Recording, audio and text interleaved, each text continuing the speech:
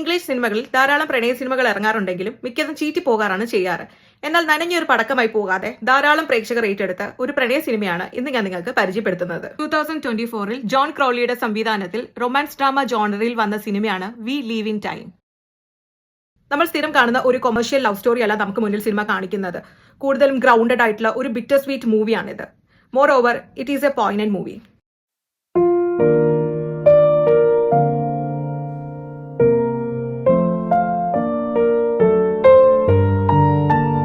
നമ്മൾ പലപ്പോഴായി അവിടെയും ഇവിടെയും കണ്ടിട്ടും കേട്ടിട്ടും ഒക്കെയുള്ള ഒരു കഥ തന്നെയാണ് സിനിമ പറയുന്നത്. എന്നാൽ സിനിമയെ ഒരു പടി മുകളിലേക്ക് മാറ്റി നിർത്താൻ കാരണം ഈ സിനിമയിലെ രണ്ട് പ്രധാന കഥാപാത്രങ്ങളായി അഭിനയിച്ച ആ രണ്ടുപേരുടെ അഭിനയം മാത്രമാണെന്ന് നിസ്സംശയം പറയാം. ടോബിയസായി അഭിനയിച്ച ആൻഡ്രൂ ഗാൽഫീൽഡും ആൽബർട്ടായി അഭിനയിച്ച ഫ്ലോറൻസ് പോയും സിനിമയിൽ ഉടനീളം മികച്ച അഭിനയമാണ് കാഴ്ചവെച്ചിരിക്കുന്നത്. I think if anyone else had been cast, it would have scored lower for me, especially Florence. Little women, Midsommar പോലുള്ള സിനിമകളിൽ ഓൾറെഡി നമ്മൾ ഫ്ലോറൻസിന്റെ അഭിനയ മികവ് കണ്ടതാണ്. ഈ സിനിമയിലും അത് തെറ്റിക്കാതെ തന്നെ നമ്മൾ ആരെയും നിരാശപ്പെടുത്താതെ ഫ്ലോറൻസ് മികച്ച പെർഫോമൻസ് ആണ് കാഴ്ചവെച്ചിരിക്കുന്നത്. She really squeezed as much as she could out of what she was given. It terrifies me more than the thought of having her. Having nothing whatsoever to remember me by.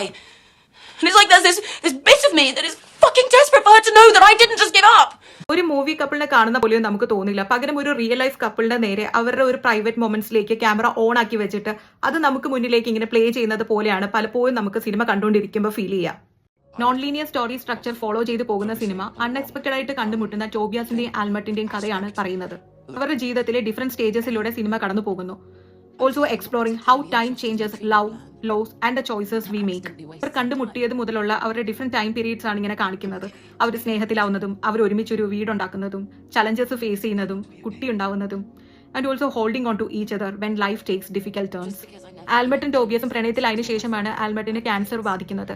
എന്നാൽ Tobias ആൽബർട്ടിനെ വിട്ടൊന്നും പോകാതെ അവർ ഒരുമിച്ച് തന്നെ ആ ചലഞ്ചേഴ്സിനെയൊക്കെ face ചെയ്ത് എങ്ങനെയാണ് പരസ്പരം support ചെയ്ത് കൂടെ നിൽക്കുന്നതെന്നൊക്കെയാണ് സിനിമ കാണിച്ചു പോകുന്നത്.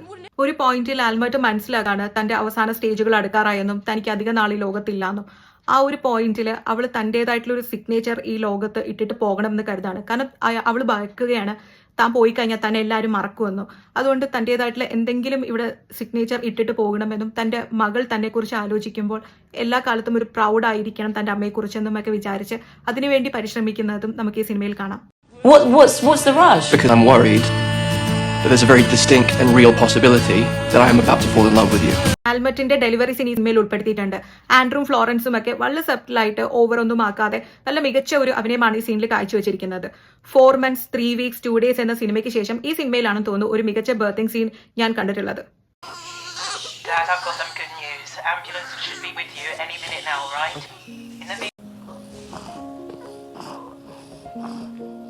ആൽമട്ടിന്റെ മുടി ഷേവ് ചെയ്ത് കളയുന്ന ഒരു സീനുണ്ട് സിനിമയിൽ.